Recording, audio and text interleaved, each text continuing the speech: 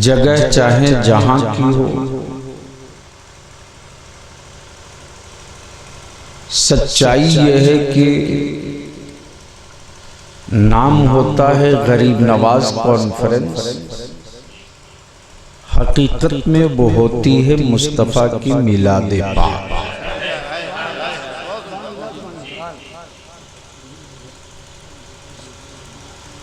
सरे शाम से आपने बहुत कुछ सुना है, मेरे उलमा ने, शोरा ने,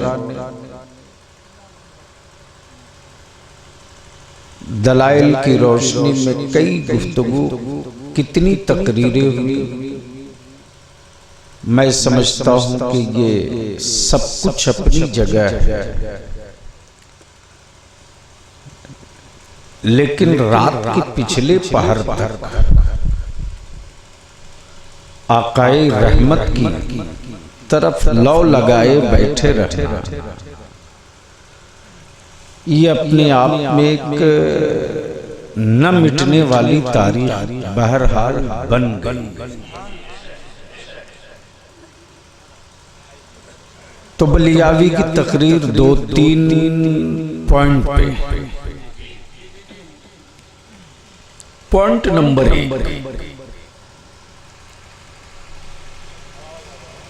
जलसे रोज होते हैं, कॉन्फ्रेंसें रोज होती हैं, आखिर भीड़ थमती क्यों नहीं है? और एक ही नबी का जिक्र रोज सुनते हैं, तबीयत उकताती क्यों नहीं? तवज्जो चाहिए। अगर आप बोलेंगे तो शायद कुछ हिम्मत मेरी बढ़ जाए। मोहब्बत से बोल लीजिए। तबीयत उकताती क्यों नहीं? हजरत मौलाना मसाहब अली साहब आपके अतराफ का कोई बहुत अच्छा शायर है और उसकी गजल बहुत हिट की हो तो बहुत ज्यादा अगर पसंद की जाती है तो लोग कहते हैं एक बार और पढ़ दो, और बहुत ज्यादा दिलों को छूने वाली गजल हो तो लोग कहते हैं भाई एक बार और। लेकिन 3-4 मर्तबा अगर उसे कोई पढ़वा दे तो लोग कहते हैं साहब अब आप कैसेट बदल दो, पहला और आखिरी माल यही आपके पास। लेकिन जरा दिल लगाओ, एक ही आदमी का तस्करा कोई बार बार करे, सुबह शाम करे, रात दिन करे, सोते जागते करे, उठते बैठते करे, खाते पीते करे, तो दूसरा अगला कहता है अरे साहब आपका क्या है, आप फलाने साहब से शुरू होते हैं और उन्हीं पर खत्म होते हैं। और आज का पढ़ा लिखा कम, जुमले पर तवज्जो चाहिए, पढ़ा लिखा कम, बुकरात टाइप की मेंटलिटी वाला डिग्री होल्डर तुरंत कहेगा अरे आप तो फलाने के बैंड बाजा हैं,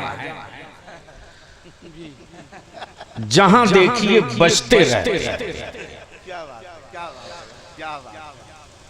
यानी नेचर और आदत और फितरत के खिलाफ है कि किसी एक का तस्करा सुबह शाम न सुना जाए, किसी एक की तारीफ हर लम्हा न सुनी जाए। लेकिन क्या बात है जनाब, मजलिस हो मिलाद की तो नबी का जिक्र, खुतबा हो जुमे का तो नबी का जिक्र, तवाफ हो काबे का तो नबी की अदा की जाए नमाज तो तरीका हो मुस्तफा का, ज़कात दिया जाए तो अदा हो पैगंबर की, सलाम फेरा जाए, सजदा किया जाए, क़यादा और क़ुऊद किया जाए तो याद आवे मुस्तफा। आखिर है क्या मुस्तफा? तवज्जो चाहो। दिल लगावे थोड़ा सा। इको कम करो भाई, इको कम करो ना मेरे भाई, इको कम करो। कभी कभी तो मिलाद शरीफ पढ़ने का मौका मिलता है। जी लगाकर एक बार बोल दे, जहन को हाजिर कर। जिंदगी की हर सांस में मुस्तफा, आखिर नबी के जिक्र से तबीयत उकताती क्यों नहीं? बोल दो, बोल दो, बोल दो। अब तो कुछ लोग इतने दरीदा दहन हो चुके हैं कि वो कहते हैं अरे साहब बरेलवियों का क्या है, ये करबला से शुरू होते हैं मदीने में खत्म होते हैं। तो बलियाबी बरेलवी है, साफ लफ्जों में कहता है इस्लाम मुस्तफा से शुरू हुआ है, करबला में सेहतमंद हुआ है।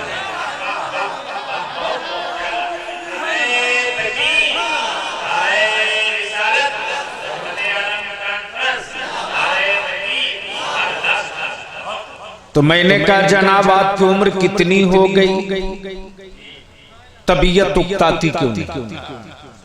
तवज्जो। मैंने कहा जनाब आपकी उम्र कितनी हो गई? बोले 65 साल। मैंने कहा ईमान से बतावें कि 65 साल से क्या पी रहे हैं? बोले पानी। मैंने कहा कमाल है साहब, 65 साल से उसी नल का पानी पी रहे हैं, तबीयत नहीं उकताती आपकी?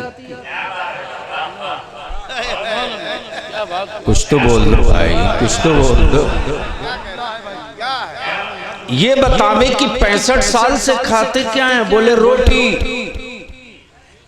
मैंने कहा कमाल है साहब, एक ही गंदुम की रोटी 65 साल से खाते आ रहे हैं।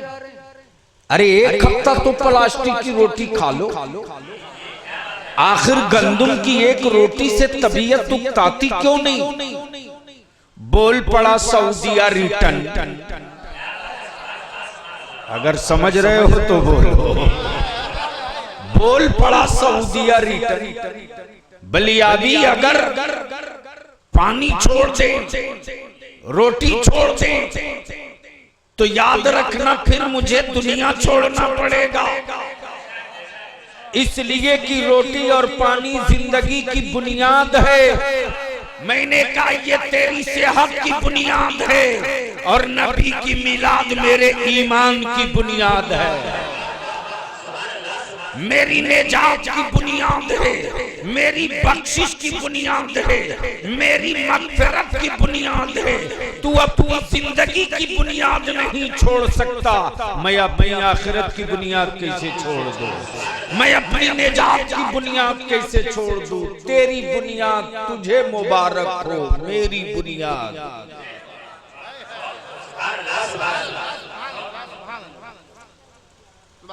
तो पॉइंट नंबर 1 कंप्लीट हुआ।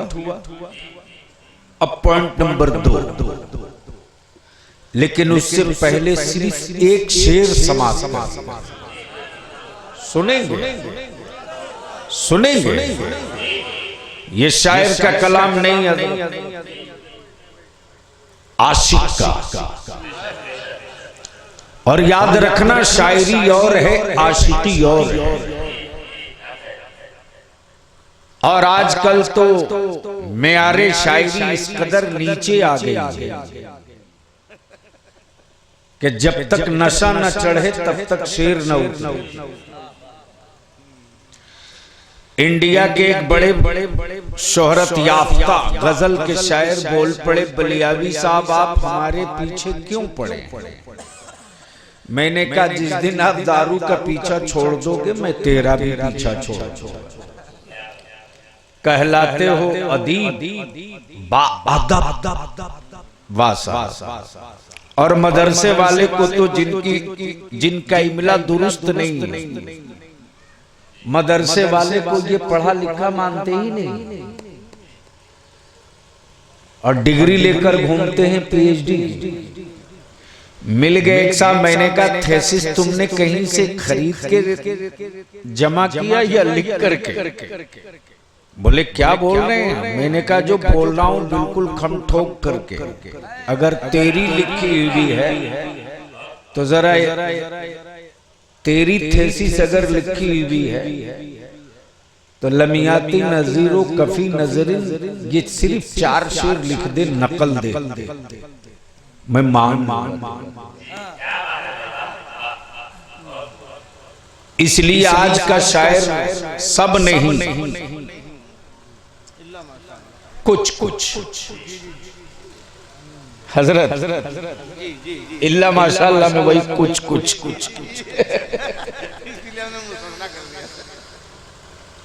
छोड़ दो तो बकिया शायर जो हैं, जो सिर्फ शायर हैं, शायरी और है, आशिकी और है, और यहीं पे बलियाबी की पूरी गुफ्तगू खत्म हो जाएगी। लेकिन जी लगाकर एक बार कह दो या रसूल अल्लाह। पहले स्टेज की तवज्जो चाहो, देखे कोशिश की है हजरत। बहुत दूर का शायर सफर करता है तो बगैर खुशबू का गुलाब, खुशबू वाला तो ख्वाजा की तुरबत पे मिला करता है, सरकारे गाजी की चौखट पे मिला करता है। अब बेखुशबू वाला नेता के गले में आराम से मिल जाता है। तो एक शायर बहुत दूर का सफर किया तो बगैर खुशबू का गुलाब, झील का सड़ा पानी, कलूटी महबूबा की गली, चांद की रोशनी, सूरज की बुलंदी, तारों की झिलमिलाहट, तंग गलियां, इससे आगे ना जा सकते। इनकी हद परवाज सिर्फ इतनी ही है। ये शायरी का तेवर है, लेकिन जब नबी का आशिक रात के पिछले पहर तसव्वुरे सरकार में आता है तो अपने छप्पर से बैठे बैठे मुस्तफा के रोजे की ज़ियारत कर लिया करें। उसी सिलसिले इश्क के बड़े पीर का नाम है हजरत हसन। बोल तवज्जो चाहो। उसी बड़े पीर का नाम है हजरत हसन। अब आप सोचो जरा, मक्का में देखे नहीं हो, मदीना गए नहीं हो, खजूरों के झुरमट सामने नहीं है, जुल्फे मुस्तफा कभी नजरों से गुजरी नहीं है, रूबे मुस्तफा का कभी दीदार न हो सका, तलवे पाके पैगंबर कभी देखने को न मिला, उंगुश्ते मुकद्दस कभी आंखों से न देखने को मयस्सर हुआ हो, लेकिन कोई नबी का मद्दाह मुस्तफा की जुल्फों की तारीफ करने लगे तो आपकी सांसें रुक जाती और दिल चाहता है और फिक्र कहती है थोड़ा और बोलो ना, इसके बाद बता दो ना मुस्तफा के तलवे कैसे थे, थोड़ा और बोलो ना, और बोलो ना, उनकी उंगलियां कैसी थी, जरा और बोलो ना, अरे उनकी भामे पाक कैसी थी, जरा और बोलो ना। ये जेब से नजराना ले लो और बोल दो, 500 ले लो और बोल दो, 1000 ले लो और बोल दो, बोलते रहो। न मेरा दिल भर रहा है न मेरी रूह भर रही है, अरे कब तक रोकोगे नबी की मिलाद को? बोल दो जोर से, कब तक रोकोगे नबी की मिलाद को और कब तक रोकोगे उनके जिक्र को? कब तक रोको? उसी सिलसिले इश्क के बड़े पीर का नाम हजरत हसन और उसी सिलसिले इश्क के इंडिया में एक पीर गुजरे जिनका मजार बरेली है। कब बोलेंगे? कब बोलेंगे? बोल दीजिए, जरा जी लगा के बोल दीजिए। नाम है वो, लक़ब है उस्ताज़े ज़मन, उस्ताज़े ज़मन। ये वही उस्ताज़े ज़मन है। अकबर बाबू, आप पूरी कमेटी के, आपकी पूरी कमेटी के जवानों को ये पैगाम है बलियावी,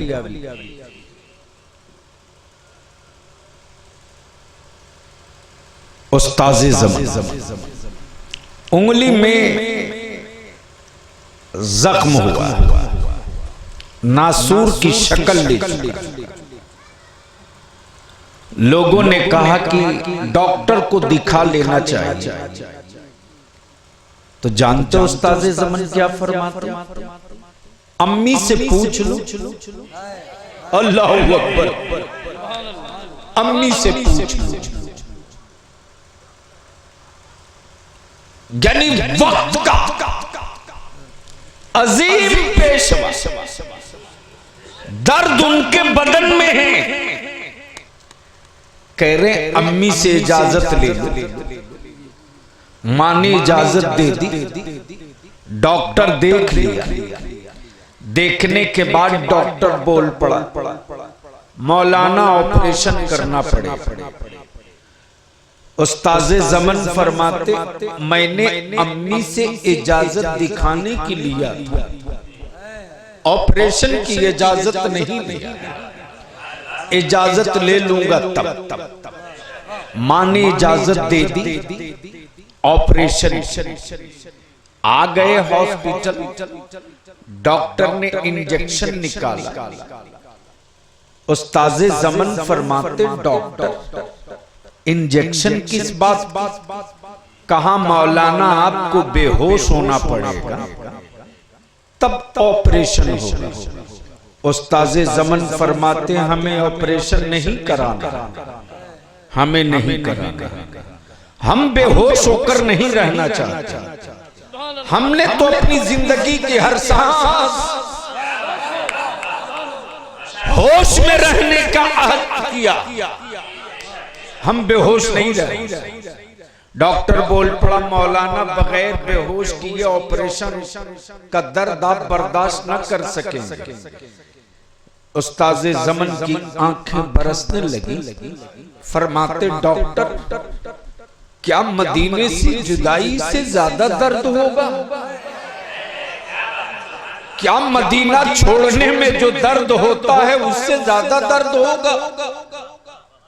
कहा, इसका अंदाजा तो हमें नहीं कि आप मदीना कितना चाहते हो या मदीने वाला आपको कितना चाहता है, लेकिन मौलाना दर्द का अंदाजा हमें है, मैंने बता दिया।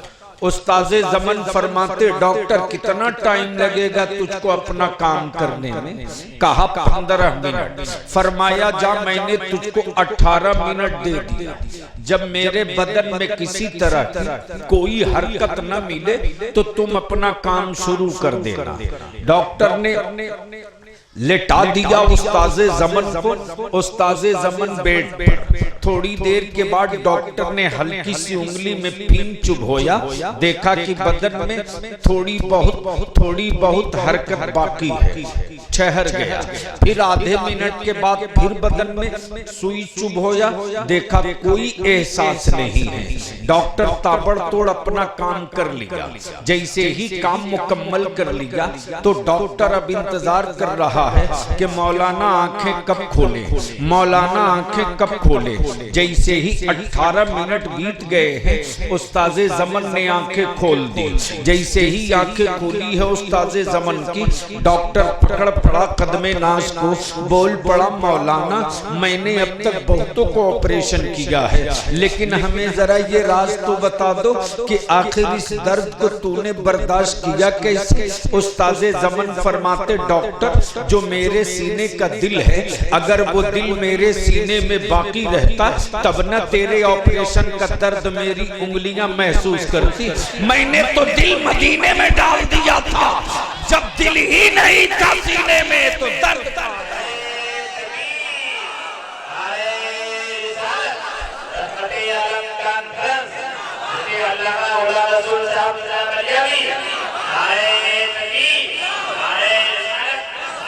वही उस्ताद ज़मन फरमाते हैं, सिर्फ एक से ढूंढा ही करे। बोलो बोलो बोलो भाई, यो सोचो कि अभी जलसा शुरू हुआ, बोलो ढूंढा ही करे। सदरे कयामत के सिपाही ढूंढा ही करे। सदरे कयामत के सिपाही, इंडिया के नहीं, अमेरिका के नहीं, सूडानो मिस्र जापान के नहीं, और हमारे इंडिया के सिपाही की क्वालिटी तो इतनी अच्छी है साहब कि जिसे पूरी दुनिया ढूंढती है वो एसपी साहब से कोठी पे मिल जाता है। ढूंढा ही। और ये भी याद रखना, सबको सब नहीं ढूंढता, जिसका कोई होता है वही उसको ढूंढता है। अब जिसका कोई होइबे ना करे, उस गरीब को ढूंढेगा कौन? अम्मा ख्वाजा मेरे छठी करके हम ढूंढे, सरकारे गाजी मेरे चादर चढ़ाकर हम ढूंढे, गौसे आजम मेरे 11वीं करके हम ढूंढे, हुसैन पाक मेरे सभी लगाकर हम ढूंढे, और रसूल रहमत मेरे बज़्म मिलाद बना के हम।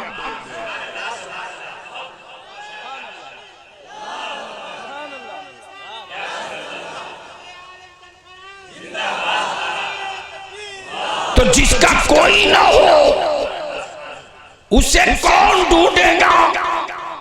हमारे तो हैं, हम किसी के हैं, हमारा कोई है, हम किसी के हैं, जो बिरादरी से ऊपर है, खून से ऊपर है, खानदान से ऊपर है, कबीले से ऊपर है, नस्ल से ऊपर है, जात से ऊपर है, कबीले से ऊपर है, कोई है।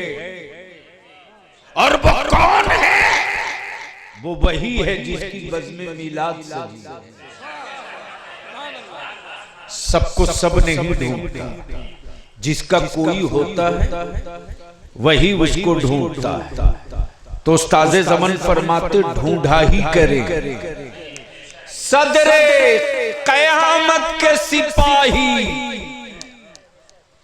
क्या भरोसा है, क्या भरोसा है, क्या सिक्योरिटी है? ढूंढा ही करे। सदरे कयामत के सिपाही वो किसको मिले जो तेरे दामन में छुपा है? वो किसको मिले जो तेरे दामन में छुपा? अब पूरी गुफ्तगू यहीं पर आकर सिमट जाएगी। ढूंढा ही करे। दिल लगाओ तो ढूंढ लिया जाए। ढूंढा ही मान लीजिए, मान मौलाना मुसाहिब अली साहब 15 दिनों के लिए मुंबई गए। लौटकर जैसे ही बहराई शरीफ आए, उतरे जैसे ही स्टेशन पर मुलाकात हो गई। हजरत क्या नाम है? हजरत मौलाना मोहम्मद अफजाल बरकाती। दिमाग में रखें ढूंढाई। जैसे ही मौलाना अफजाल बरकाती से मुलाकात हुई, वैसे ही मौलाना मुसाहिब अली साहब से दुआ सलाम के बाद मौलाना ने पूछा, भाई शहर में खैरियत तो है? तो मौलाना बरकाती बोल पड़े, क्या खैरियत है हजरत, आपका बेटा आपकी इज्जत से खेल है। ढूंढाई। इतना सुनना था कि मौलाना मुसाहिब अली साहब का गुस्सा तलवे से सर को चढ़ गया। और सामान फेंका कहीं और लिया हाथ में बड़ा मजबूत एक डंडा और ढूंढ चले अपने मुजरिम बेटे को। चढ़ी चढ़ी आंखें, लाल लाल चेहरा, बिगड़ा हुआ मिजाज, जैसे ही देखा वैसे ही मौलाना बरकाती ने जल्दी से फोन कर दिया मौलाना मुसाहिब अली साहब के साहबजादे को कि तेरे अब्बू बहुत गुस्से में हैं, हाथ में डंडा भी, चढ़ी चढ़ी आंखें भी, तेरे साथ आज कुछ भी हो सकता है, इसलिए अगर भाग सकते हो तो भाग लो, छुप सकते हो तो छुप लो। बाप का मुजरिम बेटा लखनऊ नहीं भागा, गोंडा नहीं, गोरखपुर नहीं, जैसे ही सुना अब्बू का तेवर बिगड़ा है, हाथ में डंडा है, सीधे घर की तरफ, घर जैसे ही घर की तरफ पढ़ने लगा बच्चा।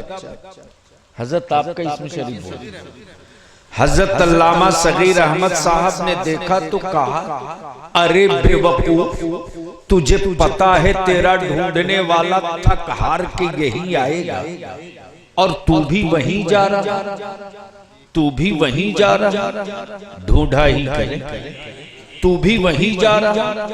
बाप का मुजरिम बेटा बोल पड़ा, बाप का मुजरिम बेटा बोल पड़ा, अगर ढूंढने वाले की आखिरी मंजिल यही है तो मुजरिम के छुपने की जगह भी यही है। बाप का मुजरिम बेटा सीधे दरवाजे पहुंचकर आवाज दे, अम्मी बचा लो, बचा लो।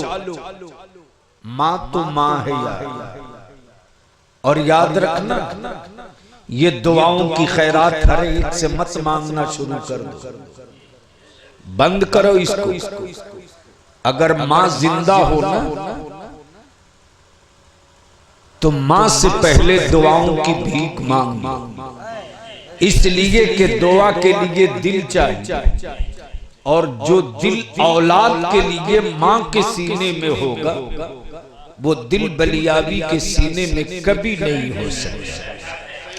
इसलिए अगर तुम बार बार नाकाम हो रहे हो और कामयाबियों का झंडा गाड़ना चाहते हो तो मां को राजी कराकर सिर्फ दुआ करा, इसलिए कि बलियाबी देख चुका है और खूब कायदे से समझ भी चुका है कि जब मां अपनी औलाद के लिए आंचल फैलाती है तो जबान से कम बोलती है, आंखों से खूब बोलती है, और जब उसकी बूंदें टपकने लगती हैं तो मेरे रब की रहमत झूमने लगती है। ढूंढा ही करे, आ गए, पूरे शहर में चक्कर लगाकर मौलाना मुसाहिब अली साहब दरवाजे पर आ गए। जैसे ही मुजरिम बेटा पहुंचा आवाज देता, अम्मी बचा लो, बचा लो। मां तो मां बोल पड़ी, मेरे लाल अभी तेरी मां जिंदा है, दूध मैंने पिलाई, आंखें किसने दिखाई। बाप का मुजरिम बेटा बोल पड़ा, अम्मी कोई और नहीं, अब्बू आज बहुत गुस्से में, कुछ भी हो सकता, उलमा की तवज्जो, कुछ भी हो सकता, मैं घर से निकाला भी जा सकता, हड्डी पसलियां भी तोड़ी जा सकती, मेरी गर्दन भी मारी जा सकती, अब्बू बहुत गुस्से में, कुछ भी हो सकता है, कुछ भी हो सकता है, इसलिए कि जुर्म मेरा है, कुछ भी हो सकता है। तवज्जो चाहूं महले, जुर्म मेरा है, कुछ भी हो सकता है, जुर्म मेरा है, निकाले भी जा सकते, जुर्म मेरा है, डंडे भी पड़ सकते। मां मुस्कुरा कर कहती, फिक्र ना कर, फिक्र न कर, तेरे बाप के जलाल से निपटना तेरी माँ को खूब आता है।